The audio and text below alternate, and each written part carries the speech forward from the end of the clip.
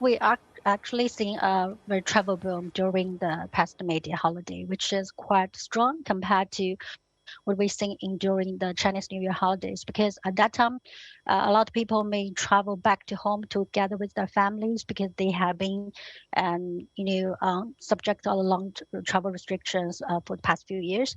But the May Day holiday is actually the first long holidays they are able to travel. So we have seen a strong rebound in both the tourism numbers and tourism revenue as well, with both numbers have returned to pre-pandemic levels, which was pretty strong.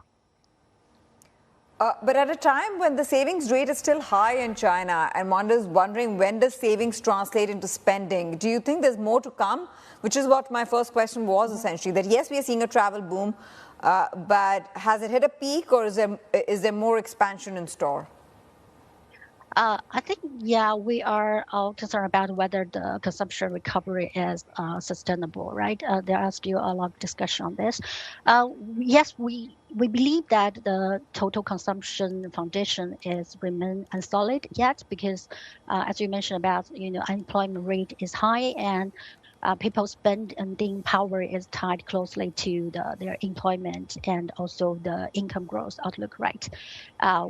But the employment rate in China is currently still quite high, despite improving. And I think much more concerning here is the high unemployment rate of younger generations. People, I think the reading at around like 20% is still high, and those people tend to spend more on their consumptions.